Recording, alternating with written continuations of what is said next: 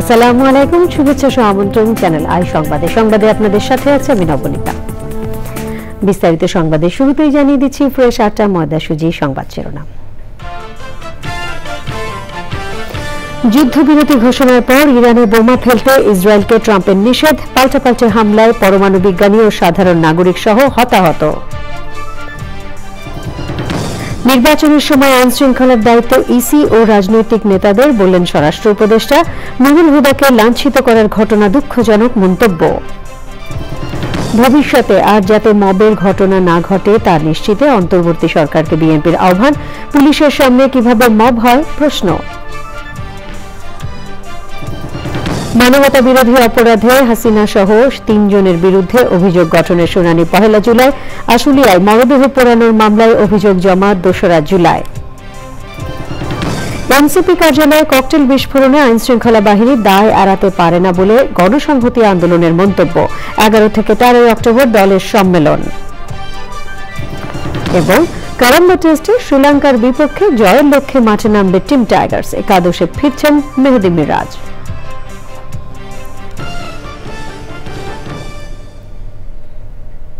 এছাড়াও নিটল টাটা বিশেষ সংবাদে থাকছে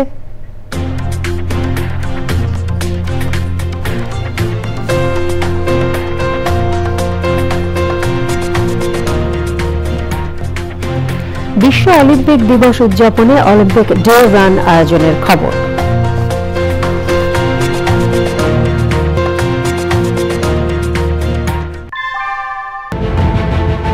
Primacy in build.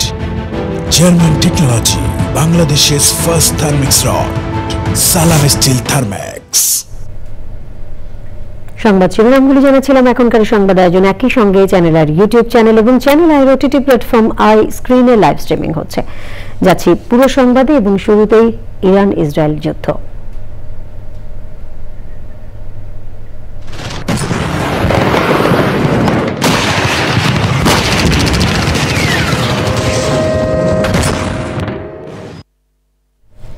যুদ্ধবিরতি ঘোষণার পর ইরানে বোমা ফেলতে ইসরায়েলকে নিষেধ করলেন ট্রাম্প।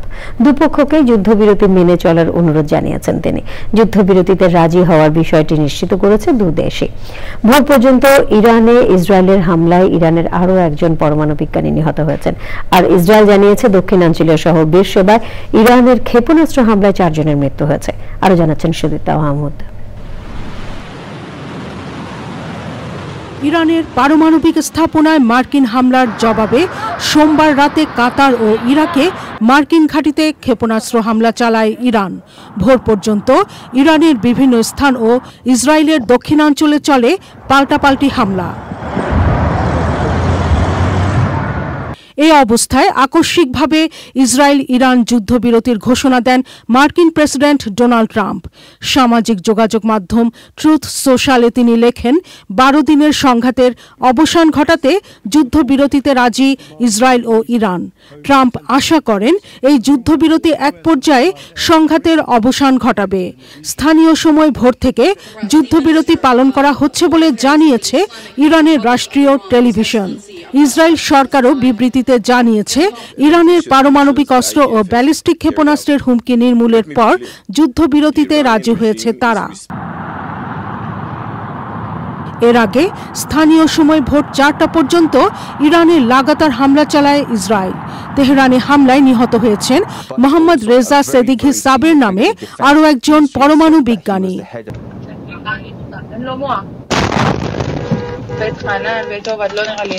এদিকে ইসরায়েলের প্রতিরক্ষা বিভাগ আইডিএফ অভিযোগ করে ট্রাম্পের যুদ্ধবিরতির ঘোষণার মধ্যেও ইসরায়েলের দক্ষিণাঞ্চলে ক্ষেপণাস্ত্র ছুড়েছে ইরান। এতে হতাহতের ঘটনা ঘটেছে। ওই অঞ্চলের বাসিন্দাদের আশপাশের সুরক্ষিত এলাকায় আশ্রয় নিতে বলে IDF. Sudipta Mahmud, channel I. এবারে অন্যান্য সংবাদ। স্বরাষ্ট্র উপদেষ্টা অবসরপ্রাপ্ত লেফটেন্যান্ট জেনারেল জাহাঙ্গীর আলম চৌধুরী বলেছেন, আগামী জাতীয় নির্বাচনের সময় আইন শৃঙ্খলা পরিস্থিতি ভালো রাখার দায়িত্ব নির্বাচন কমিশনের পাশাপাশি রাজনৈতিক নেতাদেরও। সাবেক প্রধান নির্বাচন কমিশনার কে এম নুরুল হুদাকে লাঞ্ছিত করার ঘটনাকে দুঃখজনক বলে মন্তব্য করে তিনি আরও বলেন, কোনো অবস্থায় এমন ঘটনা মেনে নেওয়া যায় না। আরও জানাচ্ছেন রফিকুল বাশার। আইন শৃঙ্খলা সংক্রান্ত উপদেষ্টা পরিষদ কমিটির সভায় দেশের সার্বিক পরিস্থিতি নিয়ে আলোচনা হয়েছে। সভায় শীর্ষ সন্ত্রাসীদের জামিন, অবৈধ অস্ত্র উদ্ধার, অস্থিরতা সৃষ্টিকারী ও উস্কানিমূলক সাইবার প্রচারণা প্রতিরোধ, চুরি, সংঘবদ্ধ ছিনতাই, নারী ও শিশু নির্যাতন কমিয়ে আনার বিষয়ে বিভিন্ন বাহিনীকে নির্দেশনা দেন স্বরাষ্ট্র উপদেষ্টা। আগামী জাতীয় নির্বাচন ও নির্বাচনের সময় আইন শৃঙ্খলা পরিস্থিতি নিয়েও আলোচনা হয়েছে। নির্বাচনে আইন শৃঙ্খলা পরিস্থিতি ভালো থাকাটা শুধু আইন শৃঙ্খলা বাহিনীর উপরে নির্ভর করে না, যারা পার্টিসিপেট করে তাদের উপরেও কিন্তু নির্ভর করে। Returning officer, polling officer, presiding officer, এদেরও কিন্তু একটা বড় দায়িত্ব রয়েছে। আর সর্বোপরি হলো ইলেকশন কমিশন, যেহেতু পুরো নির্বাচনটা নির্ভর করে হলো ইলেকশন কমিশনের উপরে। সাবেক প্রধান নির্বাচন কমিশনারকে হেনস্থা করার ঘটনা দুঃখজনক জানিয়ে উপদেষ্টা বলেন, মব ভায়োলেন্স বন্ধ হয়নি, তবে আগের চেয়ে কমেছে। কেউ এই ধরনের ঘটনা আশা করে নেই, এটার জন্য আমরা সবাই দুঃখিত এবং এই ঘটনা ভবিষ্যতে যেন না ঘটে এই জন্য সব ধরনের ব্যবস্থাই নেওয়া হবে। এবং এটা এই ঘটনাটা কোনো অবস্থায় কিন্তু মেনে নেওয়া যায় না। আর এই ঘটনা যারা ঘটিয়েছে তাদের কিন্তু একজনের আপনারা জানেন অলরেডি আমরা আইনের আওতায় নিয়ে এসেছি, এবং অন্যান্য যদি কেউ এটার সাথে জড়িত থাকে আমরা অন্যান্য আরও তো অনেক জড়িত আছে, ফুটেজ দিয়ে আমরা সবাই আইনের আওতায় নিয়ে আসবো। এখানে আমি আরেকটা কথা বলছি, এখানে যদি আমাদের বাহিনীরও কারো যদি কোনো রকমের দুর্বলতা থাকে তার বিরুদ্ধে আমরা কিন্তু ব্যবস্থা নেব। ভায়োলেন্স বন্ধ করা যাচ্ছে না, কিন্তু মব ভায়োলেন্স কমে আনা হয়েছে, অনেক আগের থেকে অনেক কমছে। পুলিশ নিষ্ক্রিয় নয়, বরং এখন আলোচনা করে সমস্যার সমাধান করে বলে জানান স্বরাষ্ট্র উপদেষ্টা। একটা বুঝানোর চেষ্টা করতো, ওইটা না করে আগে দুইটা বাড়ি দিত। এই জন্য আপনারা বলতেন পুলিশ খুব অ্যাক্টিভ। এখন হলো পুলিশ আপনাদের সাথে আগে আলোচনা করে সমস্যাটা সমাধান করতে যায়, এই জন্য আপনারা ভাবেন যে পুলিশ নিষ্ক্রিয়। আগের পুলিশের সক্ষমতা আমি বলবো আগের থেকে অনেক বেড়েছে। আমি রফিকুল বাশার, চ্যানেল আই, ঢাকা। বাংলাদেশে আর যেন মব ভায়োলেন্স না হয় সে ব্যবস্থা নিতে অন্তর্বর্তী সরকারের প্রতি আহ্বান জানিয়েছে বিএনপি। পুলিশের সামনে কিভাবে মব হয় সে প্রশ্ন তুলেছেন দলের সিনিয়র যুগ্ম মহাসচিব রুহুল কবির রিজভী। ব্রাহ্মণবাড়িয়া জেলা বিএনপির নতুন কমিটির সদস্যদের নিয়ে বিএনপির প্রতিষ্ঠাতা ও সাবেক রাষ্ট্রপতি জিয়াউর রহমানের সমাধিতে শ্রদ্ধা জানিয়ে রিজভী আরো বলেছেন, বাংলাদেশে যারা বিতর্কিত নির্বাচনের দায়িত্বে ছিলেন তাদের বিচার হতে হবে, তবে তা অবশ্যই আইনের মাধ্যমে। যারা দিনের ভোট রাত্রে করেছে, যারা ডামি নির্বাচন করেছে, যারা বিরোধী দলের মনোনয়ন প্রত্যাশীকে সে মনোনয়ন জমা দিতে পারেনি, এর জন্য দায়ী এই 3 নির্বাচন কমিশন। তাদের আইনসঙ্গতভাবে বিচার হোক। তাদের বিরুদ্ধে মামলা হয়েছে, সেই মামলা অনুযায়ী বিচার হোক। বাংলাদেশে আর কোন ধরনের মব জাস্টিস, আর কোন ধরনের বেআইনি কারো বাড়িতে আগুন দেওয়া, কারো বাড়ি ভেঙে ফেলা, কাউকে রাস্তাঘাটে অপমান করা, এই ধরনের ঘৃণ্য কাজের যাতে পুনরাবৃত্তি না হয় সেইটা এই সরকারকে লক্ষ্য রাখতে হবে। জুলাই আগস্টে সংঘটিত মানবতা বিরোধী অপরাধের মামলায় পলাতক শেখ হাসিনা, সাবেক স্বরাষ্ট্রমন্ত্রী আসাদুজ্জামান খান কামাল এবং সাবেক আইজিপি চৌধুরী আব্দুল্লাহ আল মামুনের বিরুদ্ধে অভিযোগ গঠনের উপর শুনানির দিন 1 জুলাই ঠিক করেছেন আন্তর্জাতিক অপরাধ ট্রাইব্যুনাল।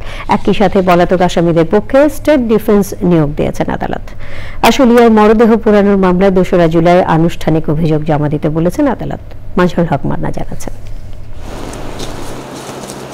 জুলাই আগস্টে গণ অভ্যুত্থানে সংঘটিত মানবতা বিরোধী অপরাধের অভিযোগে করা মামলায় সাবেক আইজিপি চৌধুরী আব্দুল্লাহ আল মামুনকে সকালে হাজির করা হয় আন্তর্জাতিক অপরাধ ট্রাইব্যুনালে। মামলার অপর 2 আসামি ক্ষমতাচ্যুত প্রধানমন্ত্রী শেখ হাসিনা ও সাবেক স্বরাষ্ট্রমন্ত্রী আসাদুজ্জামান খান কামাল শুরু থেকেই পলাতক। পুলিশ প্রতিবেদনেও তাদের পলাতক দেখানো হয়। এরপর পত্রিকা বিজ্ঞপ্তি প্রকাশের পরও আসামিরা হাজির না হয় প্রয়োজনীয় নির্দেশনার জন্য প্রসিকিউশন আবেদন করলে আদেশ দেন ট্রাইব্যুনাল। প্রসিকিউশনের পক্ষে পত্রিকা বিজ্ঞপ্তি চাওয়া হয়েছিল, ট্রাইব্যুনাল পত্রিকা বিজ্ঞপ্তি দিয়েছিলেন, পত্রিকা পেপার পাবলিকেশন হয়েছে, পত্রিকা বিজ্ঞপ্তি নথিতে সামিল হয়েছে।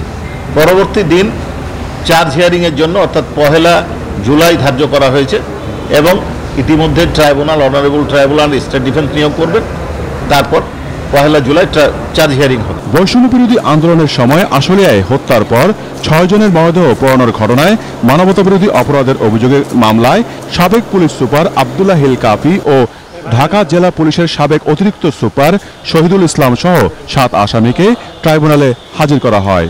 মামলার মোট আসামি 16 জন। শুনানি শেষে আদেশ দেন আদালত। তদন্ত প্রতিবেদন আমরা 19 জুন পেয়েছি। আমরা 1 সপ্তাহ সময় চেয়েছি ফরমাল চার্জ দাখিলের জন্য। এখানে 16 জনকে অ্যাকিউজ করা হয়েছে। আমরা স্ক্রুটিনি করে দেখছি। আমরা আশা করছি 2 জুলাই এটা দিন ধার্য হয়েছে, এর মধ্যেই ফরমাল চার্জ দাখিল করতে পারবে। এদিকে গুমের মামলায় সাবেক সেনা কর্মকর্তা জিয়াউল আহসানকে হাজির করে তদন্ত প্রতিবেদন দাখিলের জন্য সময় চাইলে তদন্ত সংস্থাকে 2 মাস সময় দেয় tribunal. Masul Haque Manna, channel I, Dhaka. জাতীয় অর্থনৈতিক পরিষদের নির্বাহী কমিটি একনেক সভায় 17টি প্রকল্পের অনুমোদন দেওয়া হয়েছে। এতে ব্যয় হবে 8,974 কোটি টাকা। রাজধানীর শেরেবাংলা নগরে এনইসি সম্মেলন কক্ষে একনেকের বৈঠকে সভাপতিত্ব করেন অন্তর্বর্তী সরকারের প্রধান উপদেষ্টা অধ্যাপক ডক্টর মোহাম্মদ ইউনূস। বৈঠকে অন্যান্য উপদেষ্টা এবং সংশ্লিষ্ট মন্ত্রণালয়গুলোর ঊর্ধ্বতন কর্মকর্তারাও উপস্থিত ছিলেন। কমিশন জানিয়েছে, সরকারি অর্থায়নে 3,180 কোটি 34 লাখ টাকা, প্রকল্প ঋণ 5,563 কোটি 43 লাখ টাকা এবং সংস্থার নিজস্ব অর্থায়ন 230 কোটি 51 লাখ টাকা ব্যয় ধরা হয়েছে।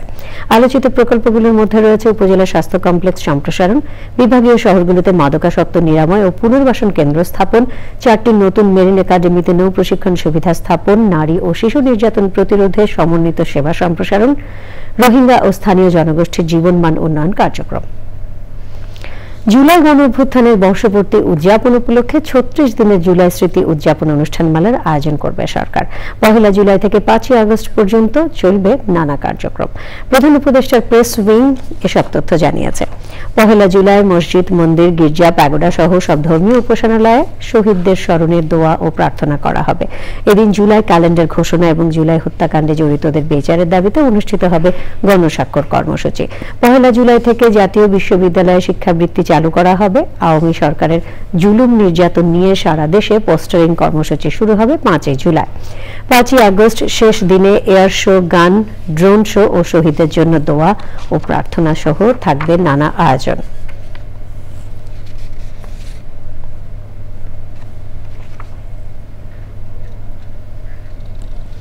রাজনৈতিক দল হিসেবে নিবন্ধন ফেরত পেল বাংলাদেশ জামায়াতে ইসলামী। একই সাথে দলটির দাড়িপাল্লা প্রতীক পুনর্বহাল করে প্রজ্ঞাপন জারি করেছে নির্বাচন কমিশন।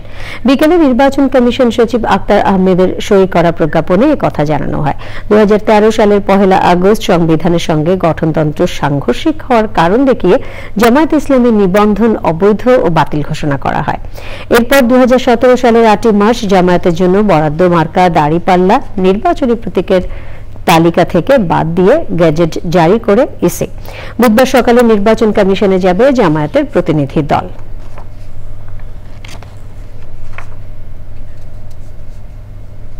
এই প্রক্রিয়ার মধ্য দিয়ে বাংলাদেশ জামায়াতে ইসলামী গণতান্ত্রিক রাজনীতিতে গঠনমূলক ভূমিকা পালন করবে, এটি সকলেরই প্রত্যাশা। জাতি, ধর্ম, বর্ণ, শ্রেণী নির্বিশেষে সকলেই একাকার হয়ে জামায়াতে ইসলামীর এই ন্যায় বিচার প্রতিষ্ঠার আন্দোলনে শরিক হবেন, এটাও আমরা প্রত্যাশা করি। ফৌজদারি কার্যবিধি ও সিআরপিসি সংশোধনের খসড়া প্রস্তুত করা হয়েছে বলে জানিয়েছেন আইন উপদেষ্টা doctor Asif Nazrul. Commonwealth charter যুব কর্মশালার সমাপনী বক্তৃতায় তিনি জানান, নতুন বাংলাদেশ গড়ে তুলতে গণতান্ত্রিক ও মানবিক মূল্যবোধ বিবেচনায় বেশ কিছু আইন সংস্কারের উদ্যোগ নিয়েছে সরকার। বিচারিক প্রক্রিয়া আরো স্বচ্ছ এবং জবাবদিহির আওতায় আনা হচ্ছে উল্লেখ করে উপদেষ্টা জানান, আদালতগুলো পুরোপুরি ডিজিটাল করা হচ্ছে। গুম ও বিচার বহির্ভূত হত্যা প্রতিরোধও আইন প্রণীত হবে বলে জানান আসিফ নজরুল।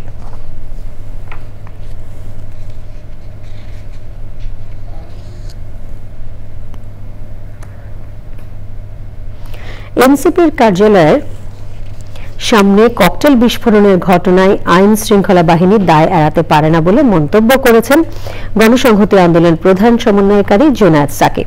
জুলাই গণঅভ্যুত্থানের বর্ষপূর্তি নিয়ে সংবাদ সম্মেলনে তিনি জানিয়েছেন, বর্ষপূর্তির কর্মসূচির আওতায় জুলাই ও আগস্ট মাসে রয়েছে জুলাই যোদ্ধা ও শহীদ পরিবার আহতদের সম্মেলন। রংপুর ও ঢাকায় হবে জুলাই সমাবেশ। আয়োজনে 11 থেকে 13 অক্টোবর গণসংহতি আন্দোলনের 5ম সম্মেলন হবে বলে জানানো হয়েছে। স্বরাষ্ট্র উপদেষ্টা একটা প্রেস নোট দিয়েছেন যে এই ধরনের হামলা কাম্য নয়। আমরা দেখেছি পুলিশের সামনেই মানে এই ধরনের তাকে হেনস্থা করা হচ্ছে এবং পুলিশ সেখানে নিষ্ক্রিয় থাকছে। তাদের কেন জবাবদিহিতার আওতায় আনা হচ্ছে না?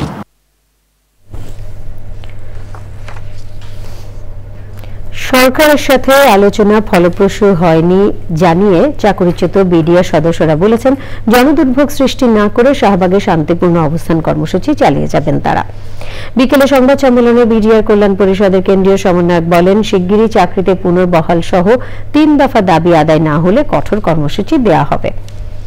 সরকারকে স্বপ্রণোদিত হয়ে ন্যায্য অধিকার ফিরিয়ে দেওয়ার আহ্বান জানান সাবেক বিডিআর সদস্যরা।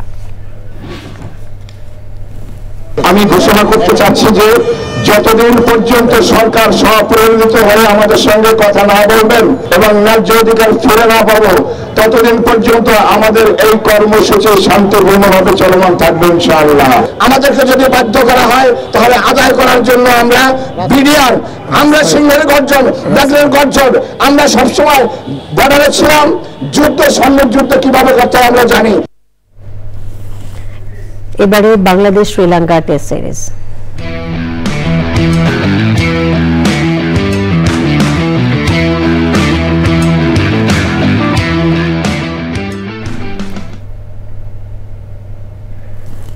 নিহত 43, জাবালিয়ায় আরো একবার। শক্তিশালী ও টেকসই বিচার ব্যবস্থা গড়ে তুলতে দক্ষ আইনজীবীর পাশাপাশি সবার সক্রিয় অংশগ্রহণ জরুরি। সংশ্লিষ্টরা বলছেন, বিচার বিভাগের উপর জনগণের আস্থা ও বিশ্বাস ধরে রাখতে অগ্রণী ভূমিকা পালন করতে হবে আইনজীবীদের। এ লক্ষ্যে আইনজীবীদের দক্ষতা উন্নয়নে ঢাকা বার কাউন্সিলের নানা উদ্যোগে জাতিগত দীর্ঘমেয়াদী উন্নতি এবং ন্যায় বিচার নিশ্চিতে দেখাচ্ছে আশার আলো। সৈয়দ মাদিহ অদিতের রিপোর্ট। বিশ্ব যখন এগিয়ে চলেছে ই জাস্টিস, ব্লকচেইন ভিত্তিক আদালত এবং কগনিটিভ কম্পিউটিং কোর্টের মতো উদ্ভাবনী পথে, তখনও বাংলাদেশে মামলার জট ও বিচার বিলম্বের মতো আষ্টেপৃষ্ঠে জড়িয়ে আছে নানা সংকটে। পরিস্থিতির উত্তরণে বৈশ্বিক অগ্রগতির প্রেক্ষাপটে প্রযুক্তিগত উন্নয়নের পাশাপাশি ন্যায়ভিত্তিক, মানবিক ও আধুনিক বিচার ব্যবস্থা গঠনে প্রয়োজন দক্ষ জনবল। রাজনীতি যদি একটু কম হতো তাহলে হয়তো ভ্রাতৃত্ব বোধের মাধ্যমে প্রত্যেকটা আইনজীবীর সাথে আইনজীবীর একটা সম্পর্ক আরও সুদৃঢ় হতো। আইনজীবীকে কেন বিজ্ঞ বলা হচ্ছে? সেই বিজ্ঞের মান কি আমরা ধরে রাখতে পারছি? যে একজন দক্ষ আইনজীবী হলেই হবে না, তার সাবলীল ব্যবহারের মাধ্যমে সমাজ তথা মানুষের সাথে সম্পৃক্ত হয়ে একটা উন্নত আইনজীবী তৈরি হওয়া সম্ভব। টেকসই বিচার ব্যবস্থা নিশ্চিতে আইনজীবীদের উন্নয়নে বিভিন্ন পরিকল্পনা নিয়েছে ঢাকা আইনজীবী সমিতি। আমরা যখন দায়িত্ব নিয়েছি, আমরা সাধারণ আইনজীবীদের চাহিদা মতো ইনশাল্লাহ সবার সহযোগিতা ক্রমে সুন্দর মতো বার এবং বেঞ্চের সৌহার্দ্যপূর্ণ সম্পর্ক বজায় রেখে যাতে কোনো আইনজীবীরও কোনো সমস্যা না হয়। বাংলাদেশের সর্বোচ্চ আইনজীবী তো ঢাকা বারে আসি, এশিয়া মহাদেশেরও সর্বোচ্চ আইনজীবীর সংখ্যা ঢাকা বারে। ইমানি দায়িত্ব ইমানের সাথে পালন করার চেষ্টা করতেছি এবং আইনজীবীদের সেবক হিসেবেই শেষ পর্যন্ত থাকতে চাই। দেশে স্বচ্ছ বিচার ব্যবস্থা নিশ্চিতে আইনজীবীদের মূল্যবোধ ও মান নিয়ন্ত্রণে কার্যকর নীতিমালা প্রণয়নের তাগিদ সংশ্লিষ্টদের। সৈয়দ মাদিহ অদিত, চ্যানেল আই। টিউলিপের বিরুদ্ধে মামলা থাকলে ব্রিটেনের রাজনীতি ভেঙে পড়বে, আইনজীবীদের এমন দাবিকে হাস্যকর বলেছেন দুদক চেয়ারম্যান। দুর্নীতি দমন কমিশন প্রধান কার্যালয়ের সামনে সাংবাদিকদের সঙ্গে আলাপকালে একথা বলেন তিনি। নাগরিকের বিরুদ্ধে একটা মামলা হলো আর তাতেই ব্রিটেনের সরকার, ব্রিটেনের রাজনীতি সব ধসে পড়বে? এটা কি হতে পারে? কাজেই আমার মনে হয় যখন এসব শব্দ চয়ন করেন আইনজীবীরা, তারাও সঠিক শব্দ চয়ন করবেন। তারা কিন্তু এভাবে তাদের নিজেদের দেশকে ছোট করছেন। তারা নিজেরা প্রমাণ করছেন যে ব্রিটেনের রাজনীতি ভঙ্গুর। আমাদের হস্তক্ষেপ করার কি আছে? গাজায় ইসরায়েলের টানা হামলায় আরও প্রাণহানির ঘটনা ঘটেছে। সোমবার ভোর থেকে চালানো হামলায় নিহত হয়েছেন অন্তত 43 ফিলিস্তিনি। তাদের মধ্যে 13 জন খাদ্য বিতরণ কেন্দ্রে অপেক্ষার সময় গুলিতে মারা যান। ত্রাণ কার্যক্রম চালাচ্ছিল গাজা হিউম্যানিটেরিয়ান ফাউন্ডেশন নামে যুক্তরাষ্ট্র সমর্থিত একটি সংস্থা। এদিকে জাবালিয়ায় আবাসিক ভবনে বিমান হামলায় 4 জন নিহত হয়েছেন। যুদ্ধ শুরুর পর থেকে এ পর্যন্ত গাজায় মৃতের সংখ্যা 56,000 ছাড়িয়েছে। নিটোল টাটা বিশেষ সংবাদ।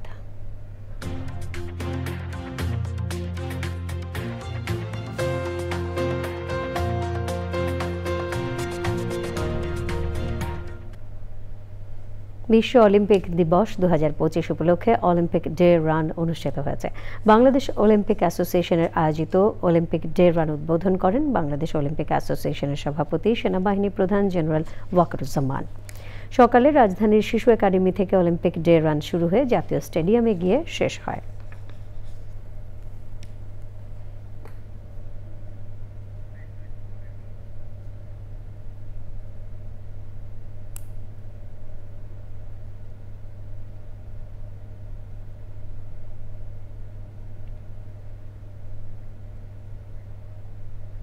এবারে কৃষি সংবাদ।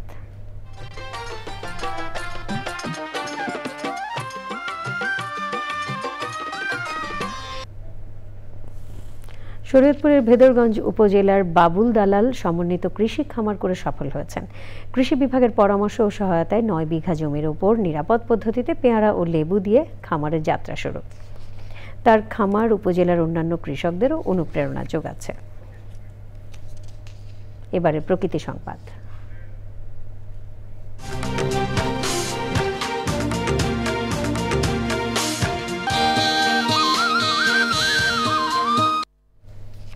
গাজীপুরে ঢাকা ময়মনসিংহ মহাসড়ক সহ যেখানে সেখানে গড়ে উঠেছে ময়লার ভাগাড়। বাসাবাড়ি এবং মেডিকেল বর্জ্য সহ ফেলা হচ্ছে সব ধরনের ময়লা আবর্জনা। তীব্র দুর্গন্ধে অতিষ্ঠ এলাকাবাসী ও পথচারী। দূষিত হচ্ছে আশপাশের পরিবেশ, বাড়ছে স্বাস্থ্য ঝুঁকি। তবে জনদুর্ভোগ কমাতে দ্রুত প্রয়োজনীয় উদ্যোগের আশ্বাস দিয়েছে পরিবেশ অধিদপ্তর।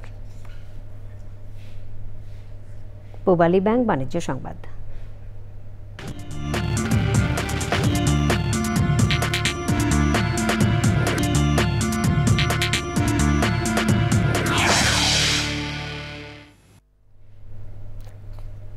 দু 2025-2026 অর্থবছরের প্রস্তাবিত বাজেট পর্যালোচনায় গোলটেবিল বৈঠক করেছে গবেষণা প্রতিষ্ঠান উন্নয়ন সমন্বয়। সকালে সংস্থার কার্যালয়ে বাজেট বিষয়ে আলোচনা করেন সংশ্লিষ্ট খাতের বিশিষ্টজনেরা। পর্যালোচনায় তারা বলেন, জনমুখী খাতে বরাদ্দের ক্ষেত্রে আরও সাহসী হওয়া যেত। অতীতের ধারা বজায় রাখলে অর্থনীতি চাপের মুখে পড়বে বলে মনে করে উন্নয়ন সমন্বয়।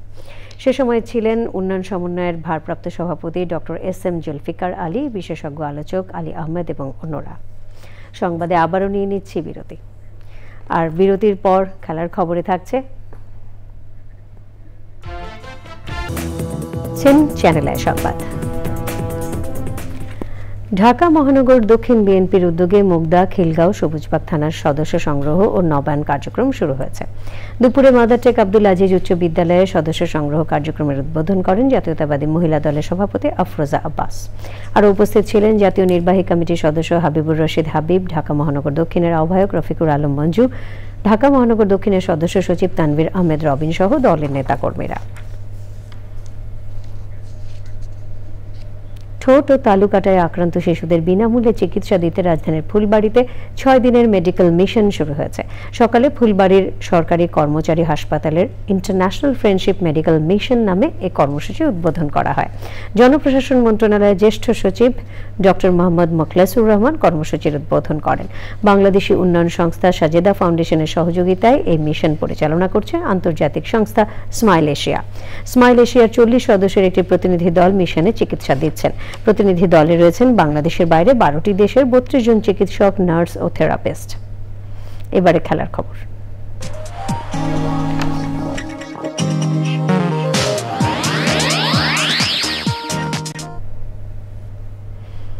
ফিফা ক্লাব ওয়ার্ল্ড কাপ ফুটবলের রাউন্ড অফ 16 নিশ্চিত করেছে ব্রাজিলীয় ক্লাব বোটাফোগো, পালমেরাস, পিএসজি ও মেসির ইন্টার মায়ামি।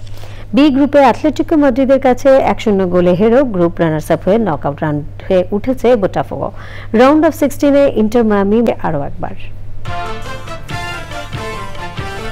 যুদ্ধবিরতি ঘোষণার পর ইরানে বোমা ফেলতে ইসরায়েলকে ট্রাম্পের নিষেধ। পাল্টাপাল্টি হামলায় পরমাণু বিজ্ঞানী ও সাধারণ নাগরিক সহ হতাহত। নির্বাচনের সময় আইন শৃঙ্খলার দায়িত্ব ইসি ও রাজনৈতিক নেতাদের, বললেন স্বরাষ্ট্র উপদেষ্টা। নুরুল হুদাকে লাঞ্ছিত করার ঘটনা দুঃখজনক মন্তব্য। ভবিষ্যতে আর যাতে মবের ঘটনা না ঘটে তা নিশ্চিতে অন্তর্বর্তী সরকারকে বিএনপির আহ্বান। পুলিশের সামনে কিভাবে মব হয় প্রশ্ন। মানবতা বিরোধী অপরাধে হাসিনা সহ 3 জনের বিরুদ্ধে অভিযোগ গঠনের শুনানি 1 জুলাই। আশুলিয়ার মরদেহ পোড়ানোর মামলায় অভিযোগ জমা 2রা জুলাই। এনসিপি কার্যালয়ে ককটেল বিস্ফোরণে আইন শৃঙ্খলা বাহিনীর দায় এড়াতে পারে না বলে গণসংহতি আন্দোলনের মন্তব্য। 11 থেকে 13 অক্টোবর দলের সম্মেলন। এবং কলম্বো টেস্টে শ্রীলঙ্কার বিপক্ষে জয়ের লক্ষ্যে মাঠে নামবে টিম টাইগার্স। একাদশে ফিরছেন মেহেদী মিরাজ।